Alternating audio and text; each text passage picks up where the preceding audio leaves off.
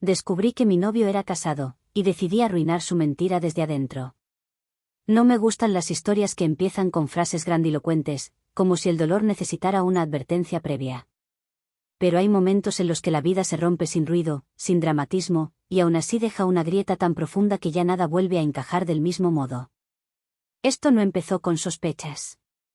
Empezó con confianza. Con esa sensación peligrosa de estar a salvo. Lo conocí en un bar cualquiera, uno de esos lugares donde la música es demasiado alta y nadie espera que pase nada importante. Él estaba solo. Yo también. Me miró con una atención que no se siente invasiva, sino elegida, como si por un segundo todo lo demás dejara de importar. Me hizo reír con una facilidad que me desarmó. Dijo su nombre, preguntó el mío, y esa misma noche intercambiamos números como si fuera lo más natural del mundo. Nada raro, nada forzado, nada que pidiera cautela. Los meses siguientes se construyeron rápido, casi sin que yo lo notara. Cenas improvisadas después del trabajo, mensajes de buenos días que se volvieron costumbre, fines de semana que parecían promesas aunque nadie las nombrara. Nunca dormía en mi apartamento más de 2 noches seguidas, pero siempre tenía una explicación lista. Tengo horarios complicados, decía. Y yo le creía, no porque fuera ingenua, sino porque no tenía razones para dudar. Cuando hablaba del futuro, lo hacía en singular. Nunca decía nosotros, pero tampoco hablaba de nadie más.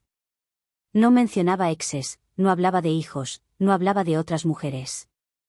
Yo nunca pregunté. No porque no me importara, sino porque no sentía que hubiera algo que preguntar. La confianza, cuando es real, no interroga. Casi un año después, un martes completamente normal, todo se quebró. No fue una discusión, ni una escena.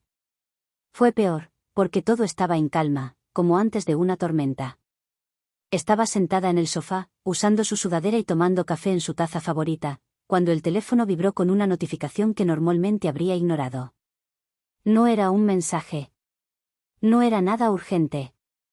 Solo una de esas recomendaciones automáticas de personas que quizá conozcas. Apareció el perfil de una mujer. Sonrisa tranquila. Fotos familiares. Y un apellido que me hizo detenerme.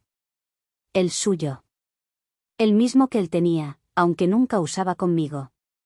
Al principio pensé que sería una coincidencia absurda, hasta que vi el detalle debajo del nombre: tienes amigos en común. Reconocí uno de inmediato. Alguien de su entorno. Alguien que yo había agregado meses atrás sin pensarlo demasiado. Abrí el perfil con esa curiosidad torpe que uno intenta frenar, pero no puede. Fotos recientes de un cumpleaños infantil, vacaciones familiares, comentarios de parientes, y en casi todas, él. Mi novio. Abrazando a 2 niños pequeños. Junto a una mujer que no era una historia del pasado, ni una coincidencia digital. Era su esposa. Era su familia. Era su vida real. Sentí algo físico, como si me hubieran vaciado el pecho. Revisé fechas, comentarios.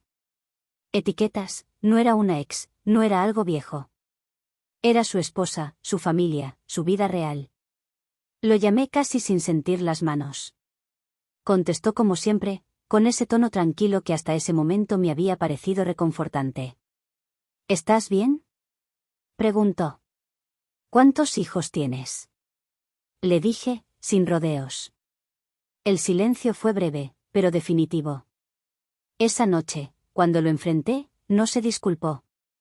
Se sentó frente a mí con una calma que ahora me parece cruel y dijo algo que todavía me arde al recordarlo. Nunca me preguntaste si estaba casado. No negó nada. No intentó explicarse, al contrario, me culpó por no haber hecho la pregunta correcta. Lo eché del apartamento sintiéndome usada, sucia, reemplazable. Lo bloqueé. Lloré durante días.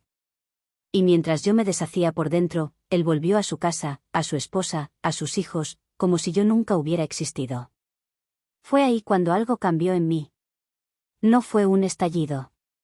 No fue rabia descontrolada. Fue algo frío, ordenado, paciente.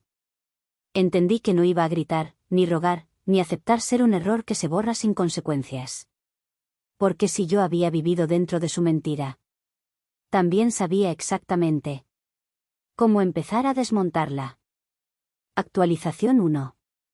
Pasaron casi 2 semanas antes de que pudiera pensar con claridad. 2 semanas en las que el tiempo parecía no avanzar, como si mi vida se hubiera quedado suspendida en el momento exacto en que abrí aquel perfil y entendí que nada de lo que había vivido era completamente mío. Los días eran largos, las noches peores. Dormía mal, comía poco, y aún así mi cabeza no dejaba de trabajar, repasando escenas pasadas en busca de señales que ahora parecían evidentes. Al principio evité contarle a mis amigos lo que había pasado. No porque no me fueran a creer, sino porque decirlo en voz alta lo hacía definitivo. Prefería caminar sola después del trabajo, con los auriculares puestos, dejando que el ruido de la calle me acompañara mientras intentaba ordenar una mezcla incómoda de rabia y vergüenza. Rabia por haber sido engañada. Vergüenza por no haber visto lo que, en retrospectiva, parecía tan obvio. Cada noche, casi sin darme cuenta, repetía el mismo ritual. Abría el perfil de ella. No lo hacía desde los celos ni desde la comparación. Lo hacía porque necesitaba entender quién era la mujer a la que él regresaba cuando no estaba conmigo. Necesitaba ponerle rostro a esa otra vida que había existido en paralelo a la mía. Ella no era un monstruo. No era fría ni distante. Era una mujer común, con fotos desordenadas, sonrisas imperfectas, comentarios de familiares, cumpleaños infantiles y vacaciones familiares. Lo que más me golpeaba no era verla a ella, sino ver a los niños. 2 chicos pequeños, siempre abrazándolo, siempre mirándolo con esa confianza absoluta que solo tienen los hijos. Ahí entendí algo que me costó aceptar: él no solo me había mentido a mí. Había sostenido una mentira mucho más grande, una que incluía a personas que nunca eligieron formar parte de ella. Más de una vez pensé en callar. En bloquear todo, seguir adelante y dejar que su vida continuara intacta, lejos de la mía. Me pregunté si tenía derecho a intervenir, si no estaba a punto de causar un daño irreparable. Pero cada vez que esa duda aparecía, volvía a escuchar su voz en mi cabeza, tranquila, casi molesta, repitiendo aquella frase como una sentencia. Nunca preguntaste. Y entonces algo se acomodaba dentro de mí. La culpa dejaba de apuntar hacia afuera y empezaba a dirigirse hacia el silencio. Porque si yo callaba, no estaba siendo prudente. Estaba siendo cómplice. Estaba ayudándolo a seguir eligiendo qué verdad contar y cuál esconder, como si eso fuera un privilegio que merecía. No hice nada impulsivo. No le escribí en caliente. No publiqué nada. No busqué a nadie de su entorno. Dejé pasar casi un mes entero. Un mes en el que reuní pruebas con una calma que me sorprendió a mí misma. Capturas de conversaciones. Fechas. Audios. Mensajes donde hablábamos de viajes, de planes, de un futuro que ahora sabía que nunca existió de verdad. Cuando finalmente decidí escribirle a ella, lo hice desde un lugar extraño. No desde el enojo desbordado, sino desde una serenidad tensa, casi clínica. El mensaje fue corto, directo, sin dramatismo. No te escribo para vengarme ni para causar problemas. Fui pareja de tu esposo durante casi un año y creo que mereces saberlo. Si necesitas pruebas, puedo mostrártelas. Apreté enviar y dejé el teléfono boca abajo sobre la mesa, como si así pudiera contener lo que acababa de hacer. Pasaron horas sin respuesta. Luego una noche entera. Pensé que me había bloqueado, que había decidido ignorarlo todo o que él ya estaba cubriendo sus huellas. A la mañana siguiente, en medio del trabajo, el teléfono vibró. Necesito que seas honesta conmigo, ¿todo lo que dices es verdad? Le respondí sin rodeos. Le envié las pruebas una por una. No añadí comentarios emocionales. No quise convencerla de nada. Dejé que los hechos hablaran por sí solos. Después de eso, el silencio volvió. Horas. Días. No sabía qué estaba pasando del otro lado ni qué versión estaría contando él para salvarse. La respuesta final llegó varios días después, en un mensaje breve que todavía recuerdo con claridad. Gracias por decírmelo. No tenía idea. Estoy procesando todo. No hubo más preguntas, no hubo reproches. Cerré el chat y sentí algo difícil de nombrar. No era alivio completo, tampoco satisfacción, era la certeza de que había cruzado un punto sin retorno. Las semanas siguientes fueron de una incertidumbre agotadora. No supe nada de ellos. No supe si habían hablado, si seguían juntos o si él había logrado, una vez más, salir ileso. Esa espera me desgastó más de lo que esperaba, porque una parte de mí necesitaba saber que decir la verdad había servido para algo. Casi 2 meses después, una amiga en común, alguien que yo había conocido a través de él, me escribió sin rodeos. Tú ayudaste a que se supiera todo, ¿verdad? ¿Por qué? Le respondí, como si no supiera nada. ¿Por qué se separaron? Él ya no vive con ellos, ella lo echó, y puso el divorcio lo antes posible, y sus niños se quedaron con su mamá. Leí el mensaje varias veces. Separación. Divorcio. No una pelea pasajera. No una reconciliación silenciosa. Era real. Me senté en la cama y respiré hondo. Pensé en los niños. Pensé en ella. Pensé en él, por primera vez, sin su zona segura intacta. No sentí alegría. Sentí algo más complejo. Una mezcla de justicia y tristeza. Porque aunque yo había recuperado una parte de mi dignidad, nadie salía ileso de esa verdad. Y lo que todavía no sabía, lo que no veía venir, era que él no iba a quedarse callado. Que al verse solo, sin esposa y lejos de sus hijos, iba a buscarme como si yo fuera el último lugar donde aún podía sostenerse. Y esa búsqueda iba a cambiarlo todo. Actualización 2. Pasaron casi 3 meses desde que supe del divorcio antes de volver a tener noticias de él directamente. 3 meses en los que intenté recomponer mi vida con torpeza, como alguien que aprende a caminar después de una caída fuerte. Cambié rutinas, dejé de ir a lugares que me lo recordaban, incluso pensé en mudarme. No porque le tuviera miedo, sino porque necesitaba distancia emocional de todo lo que había pasado. Había días en los que me despertaba convencida de haber hecho lo correcto. Otros en los que el peso de saber que una familia se había roto después de que yo hablara me caía encima como una losa. Pensaba mucho en los niños, en cómo estarían procesando que su padre ya no viviera con ellos, en si él los vería seguido, en si ella tendría apoyo. Aunque yo no había causado la mentira, sabía que la verdad había sido el detonante. Y esa idea me acompañaba más de lo que me gustaba admitir.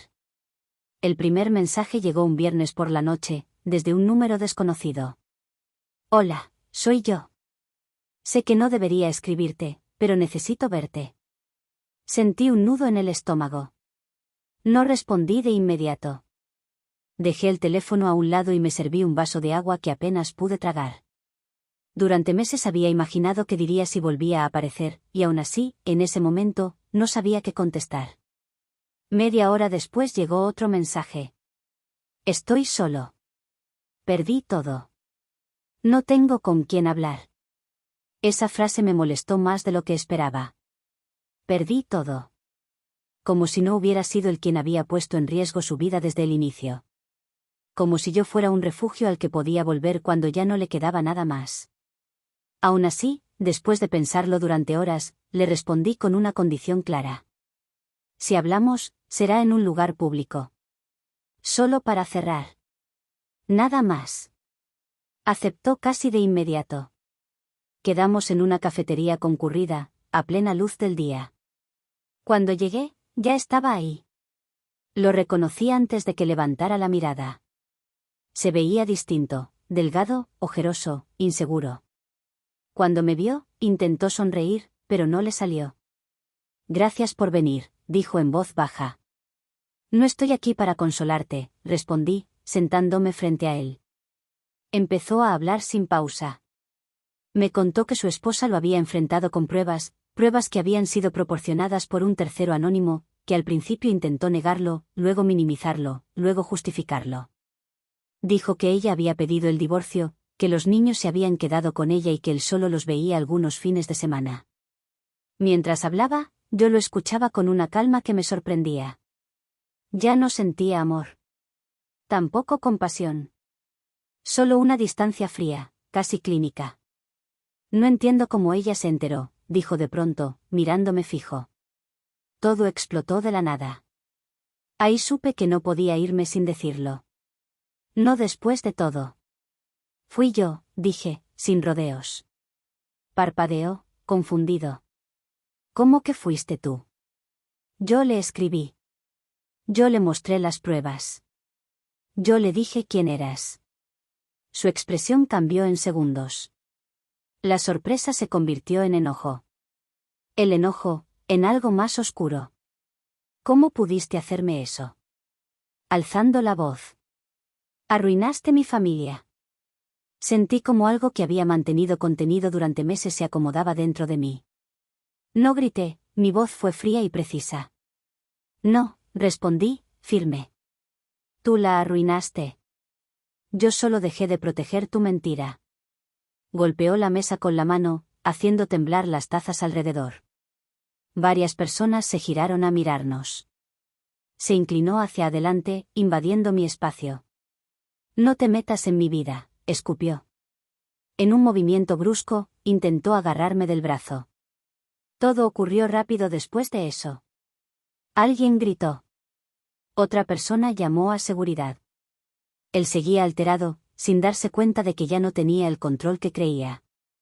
La policía llegó minutos después. Yo estaba temblando, pero no me moví. Conté lo que había pasado. Mostré los mensajes. Varias personas confirmaron la escena. Se lo llevaron esposado. Mientras lo veía salir por la puerta, derrotado, sentí algo que no esperaba. No triunfo, ni alivio completo. Sentí cansancio.